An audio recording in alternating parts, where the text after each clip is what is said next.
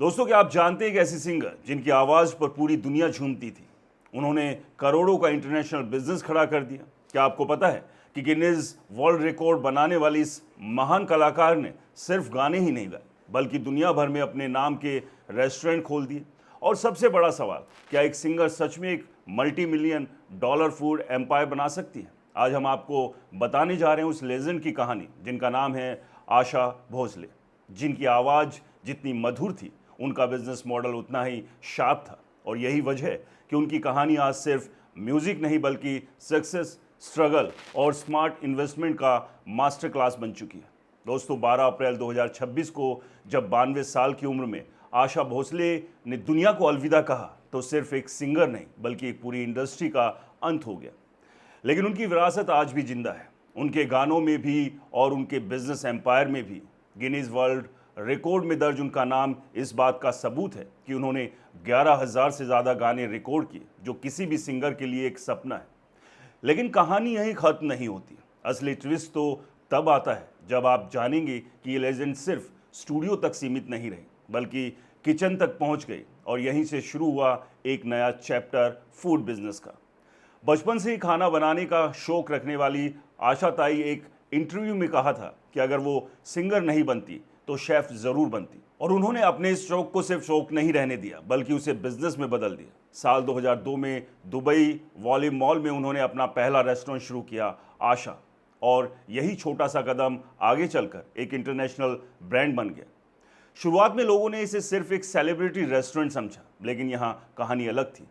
आशा भोसले सिर्फ नाम देने तक सीमित नहीं रही, बल्कि उन्होंने खुद किचन में जाकर रेसिपीज तैयार की, अपने हाथों से मसाले तैयार करवाए और हर डिश में अपना पर्सनल टच दिया। यही वजह थी कि उनका ब्रांड धीरे धीरे दुबई से निकलकर Abu Dhabi, Kuwait, Bahrain, Qatar और फिर यूके तक फैल गया। आज उनके रेस्टोरेंट्स 14 से ज़्यादा लोकेशन पर मौजूद हैं। और ये सिर्फ रेस्टोरेंट नहीं बल्कि एक एक्सपीरियंस है, जहां लोग सिर्फ खाना खाने नहीं बल्कि आशा भोसले की विरासत को महसूस करने जाते हैं।